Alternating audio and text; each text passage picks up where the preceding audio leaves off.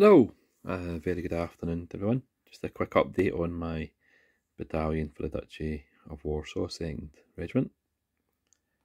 I've started working on the Pioneer. It's just a guard Pioneer. Extended his apron. There's nothing really. I just took a wee couple of bits off the ammunition pouch. Sorry for the shaky cam.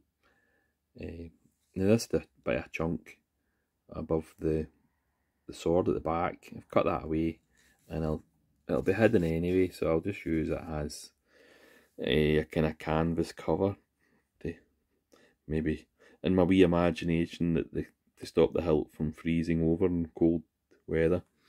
I don't know if the Pioneer would have a patch on the back like the regular Grenadier figure. I know sometimes they had just a full bearskin, so I've just left it as standard bearers. That's for the 1st and the 2nd Battalion. I've got standards, the flagpoles pinned in super glued in place. Now he's kind of like a officer with epaulets, but he also has a look of NCO about him. The wee sword is, the sword leather works across the chest. I could have put a gorget on him, the wee metal plate, and I was going to do the sash for the flag, to hold the flag in place, the wee kind of sash they have, but I'm not bothering, I'm just getting them painted and that's them done. A couple of French style mounted officers.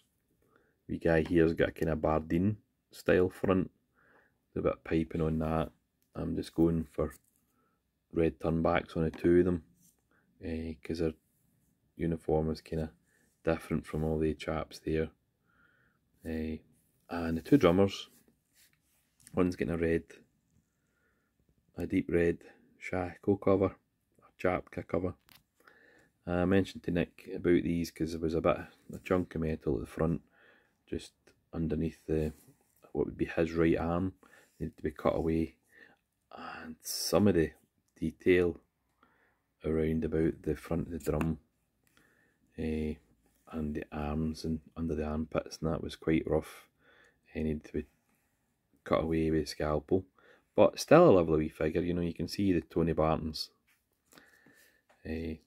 quality sculpting in them. I'm really enjoying the wee Duchy of Warsaw figures.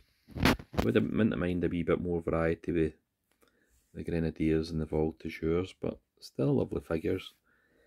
Aye, it'd be nice to have had a couple of mounted officers, because as an army I could see myself doing, say, 8 battalions, or even more.